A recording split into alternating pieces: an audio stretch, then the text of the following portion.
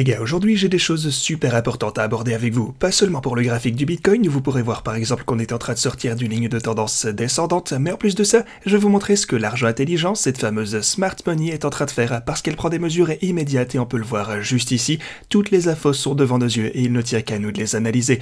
Laissez-moi donc vous montrer ce que ça signifie pour la crypto et ce que ça va signifier pour les marchés traditionnels également. Je vais vous donner les dernières nouvelles aussi concernant SBF. Il a parlé, il a dit aux utilisateurs de FTX ce à quoi ils pourraient s'attendre pour aller de l'avant, et je vais également vous montrer pourquoi aujourd'hui est extrêmement important et pourquoi vous pourrez vous attendre à une énorme volatilité. Alors aujourd'hui on a un épisode pour rédaction, assurez-vous donc de rester du début jusqu'à la fin.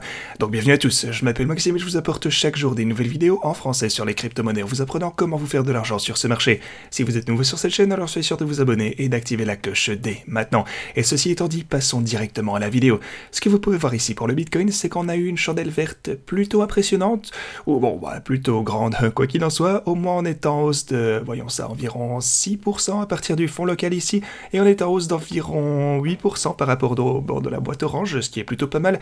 Ainsi, le bord de la boîte orange fait toujours un excellent travail pour maintenir le prix du Bitcoin. Rien n'a vraiment changé, mais ça fait toujours plaisir à voir.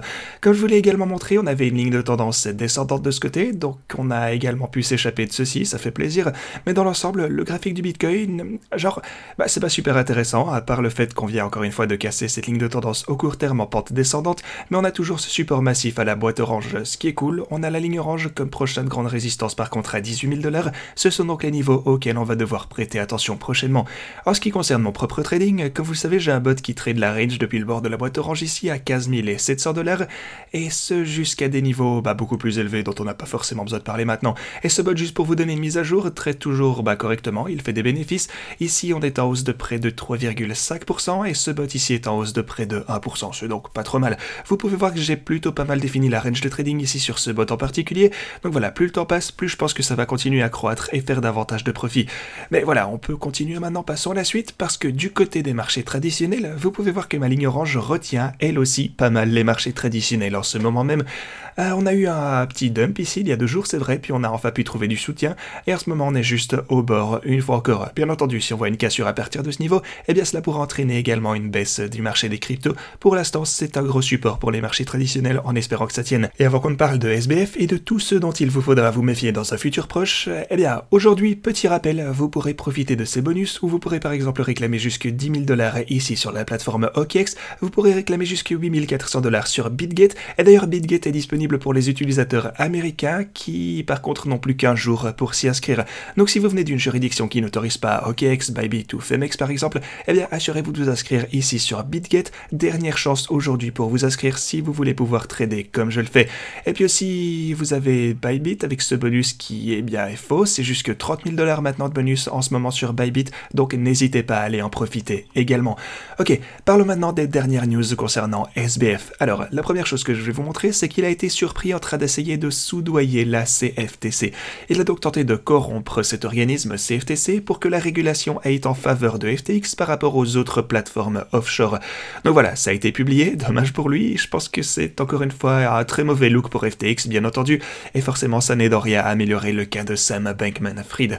De plus, il a fait quelques interviews, je voudrais vous montrer des choses les plus importantes qu'on a pu y relever. Par exemple, eh bien la première chose que j'ai de ce côté, c'est qu'il pense que les utilisateurs de FTX US, attention, récupéreront 100% de leur argent. Il dit également qu'il pense que les utilisateurs de FTX, donc la plateforme normale, recevront environ un quart de leur argent cette fois. Donc, si vous détenez, j'en sais rien moi, 100 000 $ sur FTX, ok, disons plutôt 1000 $ sur FTX US sera plus facile, eh bien il dit que vous récupérerez dans ce cas l'intégralité de ces 1000 $, et si vous aviez 1000 $ sur FTX normal, vous récupérerez 250 $. De plus, il regrette également d'avoir entamé le processus de faillite, nous dit-il. Maintenant, on peut entrer dans quelques citations un peu plus particulières dans cette interview. Il nie par exemple qu'il y ait eu une porte dérobée secrète pour Alameda et Sam afin de retirer de l'argent de FTX sans être aperçu. Maintenant bien sûr on doit prendre tout ça avec des pincettes parce qu'on sait que Sam a déjà menti auparavant et il ment très probablement aussi dans ses interviews. Mais voilà, au moins c'est ce qu'il nous a dit, vous le croyez pas, mais il dit qu'il ne sait même pas coder et que donc ça ne pourrait pas être le cas selon lui. Ensuite, en ce qui concerne les résidents des Bahamas qui avaient la possibilité de retirer leur argent de la plateforme contrairement aux autres, il a déclaré qu'il avait fait pour continuer à fonctionner parce que son exchange fonctionnait toujours aux Bahamas. Il a donc pris la décision d'autoriser les retraits juste là et de les mettre en pause pour toutes les autres juridictions. Il dit aussi que le piratage de FTX pour 400 $, pardon, plutôt 400 millions de dollars, bien sûr, était de la part d'un ancien employé ou quelqu'un qui aurait installé un virus sur un ancien ordinateur de la compagnie.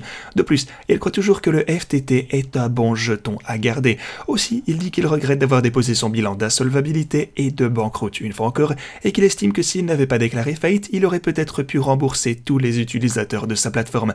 Également super intéressant ici, il semble qu'il prétende que FTX US a été piraté à la hauteur de 250 millions de dollars. C'est même pas quelque chose qu'on connaissait auparavant pour le coup, mais il a dit qu'ils avaient bel et bien été piratés pour 250 millions de dollars. À voir la suite. Pour le coup, il dit tout de même que, ils auraient pu continuer à fonctionner sans problème parce qu'ils avaient, même en comptant le piratage, ils avaient encore plus de 500 millions de dollars en surplus. Voilà donc quelques-unes des citations dont il a parlé, super intéressant quoi qu'il en soit. Ensuite, comme on le sait, BlockFi a également déclaré faillite. Alors, si vous détenez votre argent sur BlockFi, désolé, mais il est probablement parti. C'est pourquoi j'essaie de vous avertir à propos de BlockFi et des autres. Si vous utilisez Nexo également, si vous utilisez une autre plateforme de prêt, retirez votre argent dès que possible, ne prenez aucun risque. Genesis de son côté fait également tout ce qu'il peut pour essayer de ne pas déclarer faillite, on verra un petit peu comment ça se passe à l'avenir, mais j'espère vraiment que c'est le dernier domino majeur à potentiellement tomber, parce que tous ces grands acteurs comme FTX, BlockFi, Genesis, ils étaient tous vraiment au sommet du marché des cryptos. Tout ce qui vient du contre-coup de tout ceci devrait être un peu plus petit que ces entreprises, comme encore une fois Genesis, comme FTX, comme Jump, ouais non désolé peut-être pas Jump quand même, mais plutôt Theranos Capital qui était encore une fois un des plus gros acteurs du milieu. J'espère donc qu'ils pourront résoudre ce problème, ou s'il tombe, j'espère que ce sera le dernier acteur majeur à tomber. Maintenant pour certaines nouvelles haussières cette fois, vous pourrez voir que l'argent intelligent des marchés traditionnels a diminué ses positions short. C'est quelque chose que je vous ai montré ici récemment, comment ce fameux smart money diminue ses positions short et ajoute quelque peu de long à la place de ce côté. Ah si, cette smart money devient de plus en plus bullish concernant le marché. Une autre chose que je voulais vous montrer ici, c'est cet indice créé par le fameux Willy Woo. Et ici, il nous montre que cet indice en particulier se situe actuellement dans une zone d'accumulation bien particulière dans laquelle vous avez déjà pu se voir former un niveau local, ou plutôt, disons, un bottom au long terme, je devrais dire. Je connais pas les valeurs exactes qui entrent dans ce domaine, il les dévoilera bientôt, mais voilà, sur le long terme, encore une fois, ça s'annonce pas trop mal.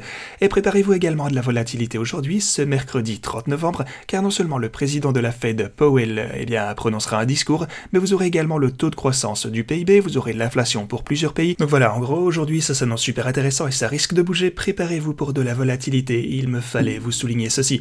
Aussi, petite précision, Chris sera de retour de la Coupe du Monde dans quelques jours maintenant, donc les choses devraient revenir à la normale relativement vite, avec une vidéo tous les jours comme d'habitude. Voilà quelque chose d'autre auquel vous pourrez vous attendre dans un futur proche. Merci beaucoup d'avoir regardé cette vidéo et moi je vous dis à la prochaine.